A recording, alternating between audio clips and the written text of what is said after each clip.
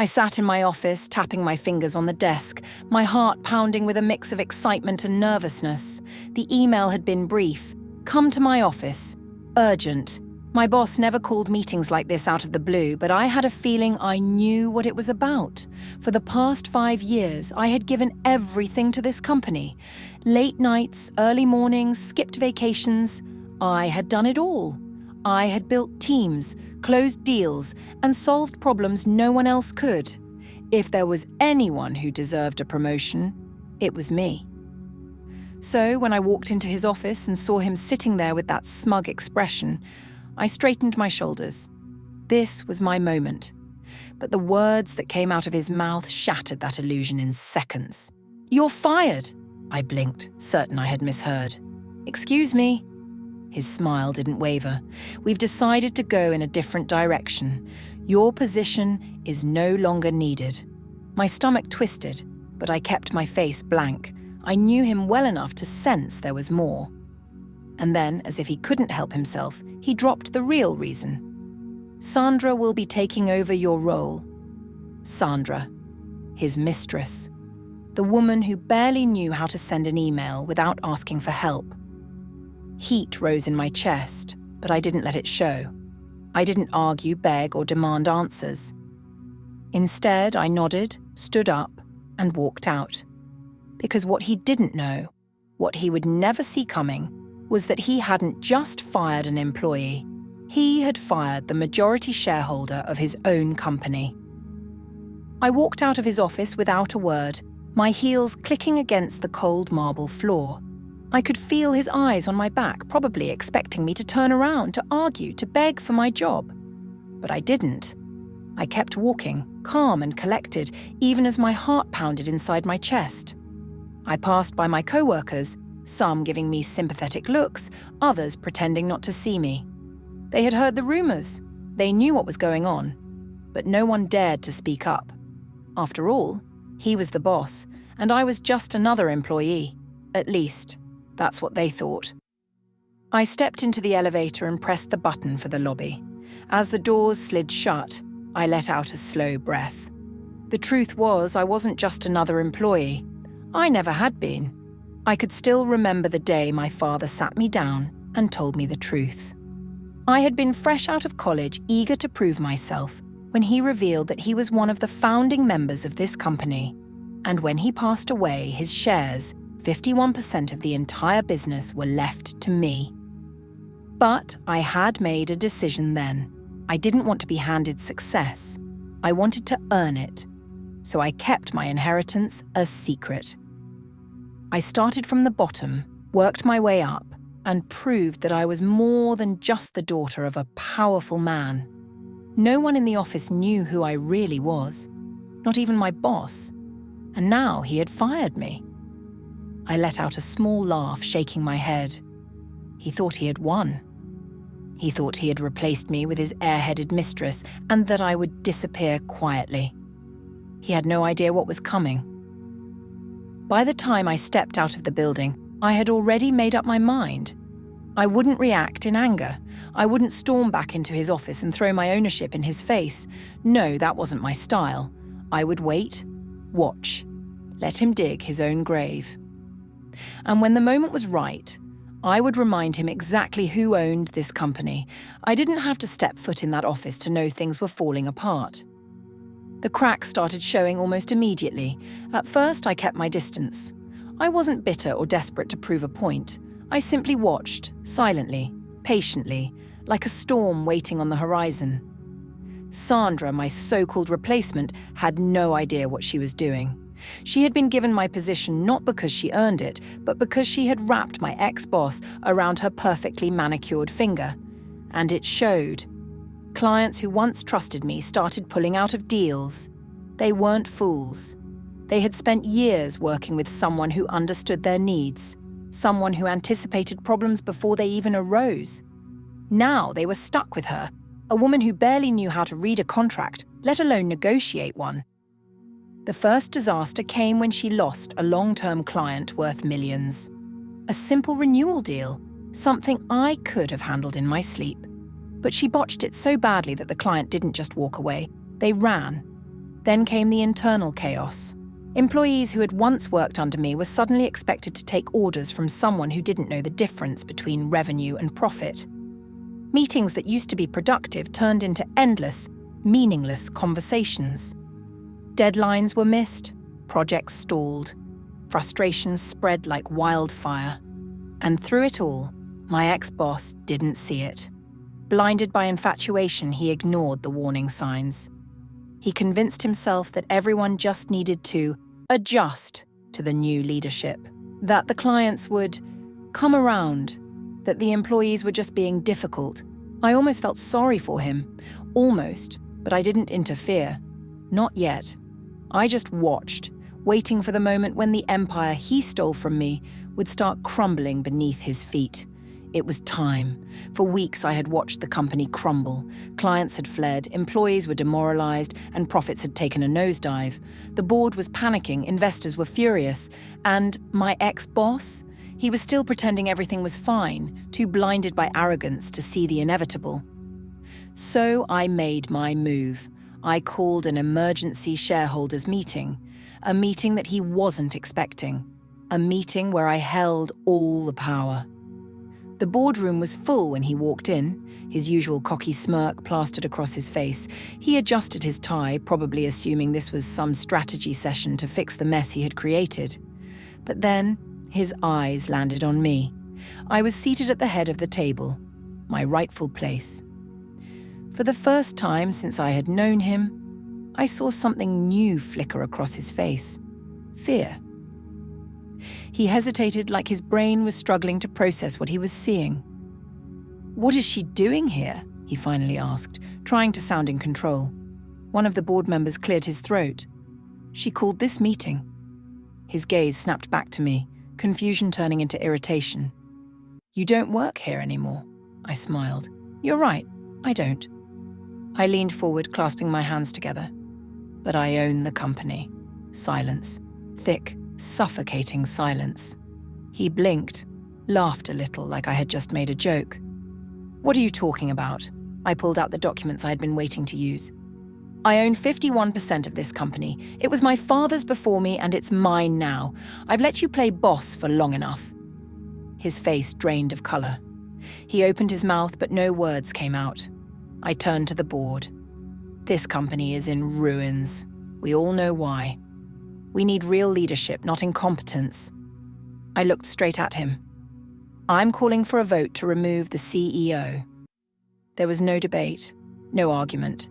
The damage had been done. One by one, the hands went up. Unanimous. My ex-boss, the man who had fired me without a second thought, was now the one being escorted out. And I was exactly where I was meant to be. In charge. The room was so quiet you could hear a pin drop. All eyes were on me as I placed the financial reports on the table, page after page of red numbers, declining profits, and lost clients. The damage was undeniable. I stayed calm, flipping through each report, laying out every mistake in black and white. "This company was thriving 6 months ago," I began, my voice steady. "Profits were up. Client satisfaction was at an all-time high, and we had long-term contracts secured. But then, under new leadership, things changed." I turned a page. "We lost 3 of our biggest clients in the first 2 months." Another page. "Project deadlines were missed, costing us millions in penalties." One more page. "And just last week, a failed negotiation led to the collapse of our most promising partnership. The shareholders shifted in their seats. They already knew things were bad, but now they saw the full picture." I lifted my gaze to my ex-boss. His face was red, jaw clenched. He knew he couldn't argue with numbers, but that didn't stop him from trying. "This is normal business fluctuation," he scoffed. "Companies go through rough patches. You're just twisting things to make me look bad." I smiled. "Am I?" I turned to one of the senior board members. "Tell me, Mr. Patel, in your 30 years here, have you ever seen losses this severe in such a short time?" He shook his head. "Never." A murmur spread through the room. The tide had shifted. They weren't just seeing incompetence anymore, they were seeing a leader who had failed. My ex-boss stood abruptly. "This meeting is pointless. I'm the CEO, and I won't be disrespected like this." That's when I dropped the final bombshell. "You're not the CEO anymore," I said. Then I leaned forward, locking eyes with him. "And you never actually owned this company." Silence. His forehead creased. "What?" I reached for the final document and slid it across the table. "I own 51% of this company. It was left to me by my father. I worked here quietly, built it from the ground up, and let you believe you were in charge.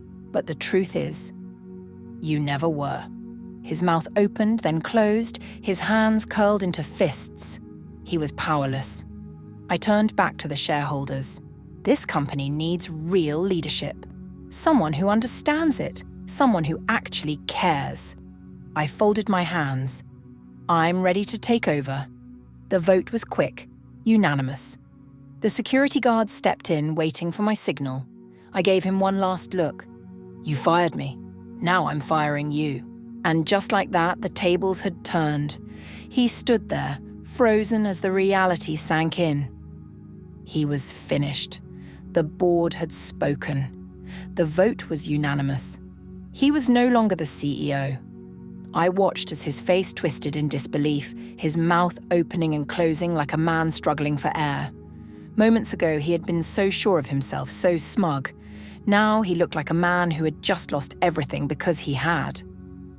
I turned to security. "Please escort Mr. Carter off the premises." His eyes snapped to me. "You can't do this." His voice was sharp, desperate. "I built this company. I ran it. I tilted my head. "You mismanaged it. You nearly destroyed it. And now you're no longer part of it."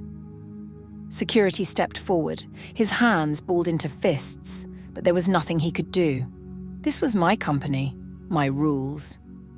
The moment was almost too perfect, poetic justice at its finest. I stood and smoothed my blazer as they led him toward the door. "Oh, and don't forget to collect your belongings," I added, my voice light. "You'll need a new office, somewhere, far away from here." Then, as if this moment couldn't get any sweeter, I caught sight of her. Sandra sat in the corner, pale, her perfectly glossed lips slightly parted in shock. Just a few months ago, she had sauntered in like she owned the place, smirking as I packed my things. Now, she was powerless. I smiled. "I assume you'll be leaving as well?" She didn't answer. She didn't have to. With one last look at my ex-boss, now just a nobody, I turned back to the board. "Now, let's get to work. We have a company to fix." And just like that, I won. The moment I took my rightful seat at the head of the table, I knew this was just the beginning. The damage left behind by my ex-boss was severe, but not impossible to fix. I had built this company once before, from the ground up, and I would do it again. Only this time, I was in charge. The first thing I did was clean house. Every bad decision, every poor hire, every reckless mistake, gone. Sandra didn't even bother showing up after that disastrous meeting. She must have realized her little fantasy was over. I didn't waste a second thinking about her. She had been a temporary problem, nothing more. Then came the employees, the ones who had been ignored, mistreated, and undervalued under his leadership. I called them back. The ones who had left in frustration, the ones who had been forced to stay silent. They deserved better. They had always been the backbone of this company, and I made sure they knew it. Next were the clients. I reached out personally. I met with them, listened to their concerns, and assured them that the company they once trusted was back. No empty promises, no corporate nonsense, just action. It didn't take long before they started returning, slowly at first, then all at once. Within months, the company was unrecognizable. The losses turned into profits. The fear turned into confidence. The chaos turned into stability. And me? I walked into my office every morning knowing that I had earned this, that I had proven myself, not just to them, but to me. My father had left me this company because he believed in me, and now, standing at the top, I knew he had been right. This wasn't just a victory. This was my new beginning. It happened exactly as I knew it would. Months passed and I had almost forgotten about them. Almost. I was too busy rebuilding my empire, too focused on making the company stronger than it had ever been. Every day was a new victory, clients returning, profits soaring, employees thriving. The company wasn't just back on track, it was better than ever. Then, one afternoon, a former colleague mentioned something in passing. My ex-boss. He was struggling. I barely reacted. "Oh," I said, sipping my coffee. "Yes," she nodded. "Lost everything. Burned through his savings trying to start his own business, but no one trusts him anymore. Investors won't touch him. He's completely broke." I leaned back in my chair, letting the words settle. It wasn't shocking. The man had been reckless, arrogant, and short-sighted. He thought he could replace me with someone unqualified and walk away unscathed. But karma doesn't work like that. And speaking of her, Sandra was long gone. Apparently she had left him when the money dried up. No cushy job, no luxury gifts, no easy life. Just another bad decision that had come back to haunt him. Funny how life works, but I didn't gloat. I didn't laugh. I didn't waste another second thinking about them. Because while they were out there struggling, blaming everyone but themselves for their downfall, I was here, running my company. That was the difference between us. He had spent his time trying to tear others down. I had spent mine building something real. I turned my attention back to my work. I had more important things to do. After all, karma had already handled the rest.